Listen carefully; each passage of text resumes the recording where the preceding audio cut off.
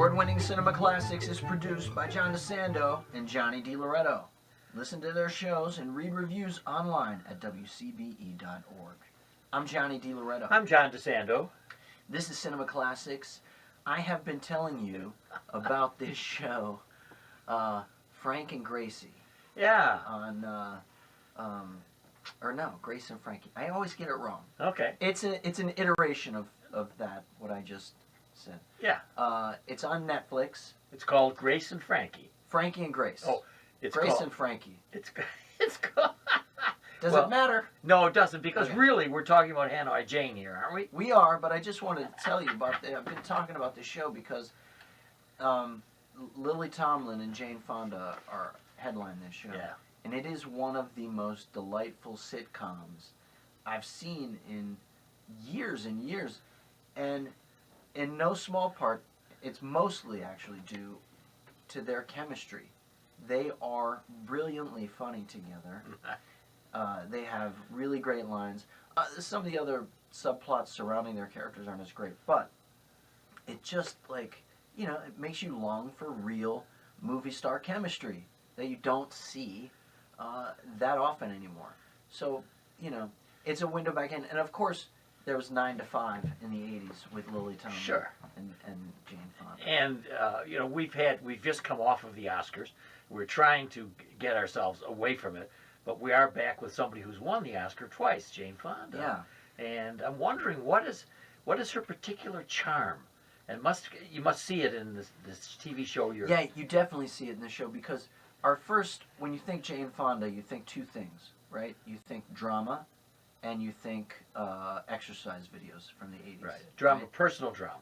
Well, no, I think you think of her more as a dramatic actress. Okay. But she is a deft comedian.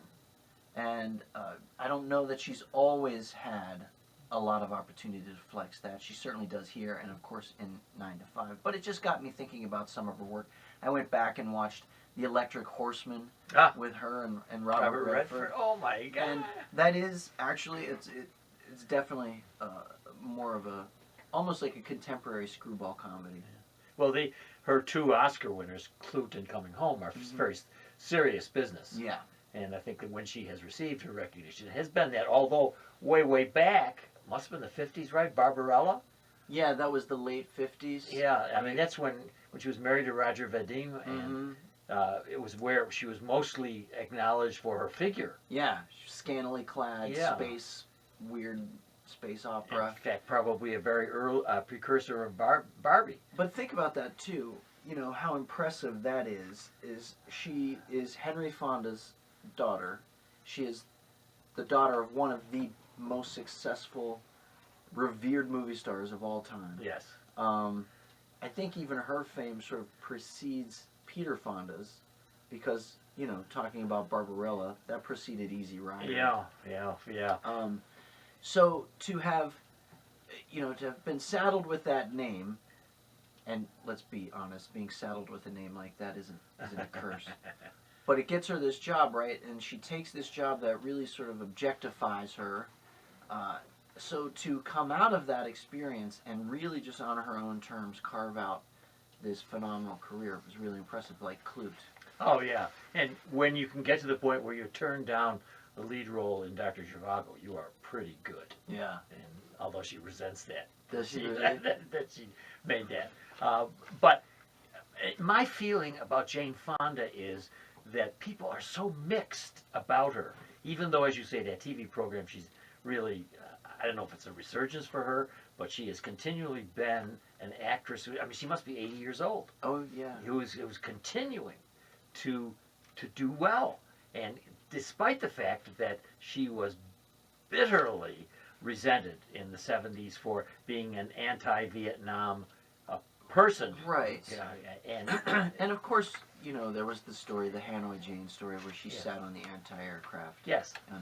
And she has apologized for that many times. She has explained that it wasn't what people thought, that she was caught up in this crazy, she was being hustled into this photo op, but she didn't know what was happening. They threw her up there, and she assumed that position, and they snapped the picture. And in fact, she says when she got off of that, anti-aircraft gun. She realized what had happened, and she told the photographers to destroy that picture. She knew.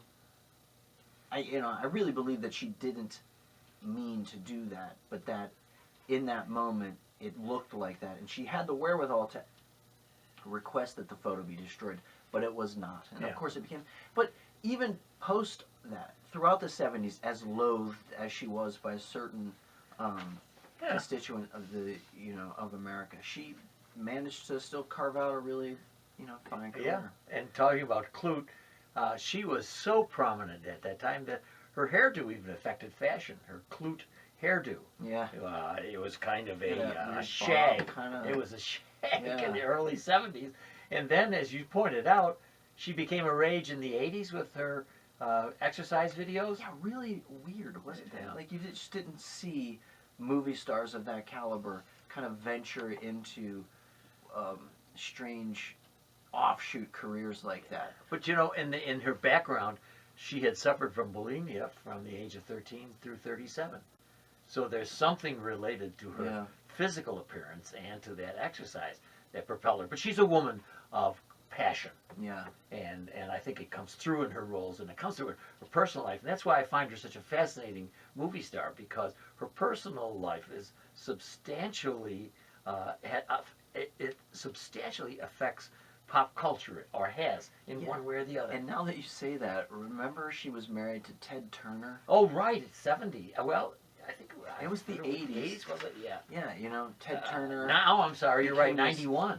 Until up to 91? Well, it says she was married, broadcasting Mogul Ted Turner in 1991.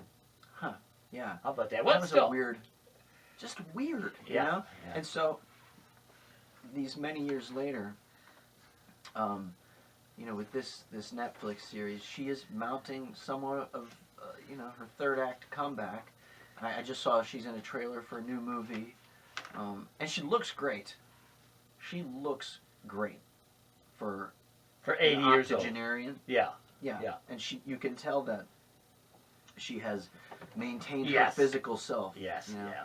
Before we wrap up, I do want to mention, if anybody wants to check out some of her earlier films, that Barefoot in the Park, the Neil Simon adaptation, 1967. is Thank you. a delight of a movie. Yeah. Their chemistry between her and Redford are great, which is also what makes Electric Horseman so much fun to watch. But that is a really fun, romantic And if you're going to movie. go back, then let's go back to 1965. Okay. When she has the titular role of Cat Ballou. Oh, yeah, right. With Lee Marvin. With Lee Marvin, yeah. Wow, that's a great one.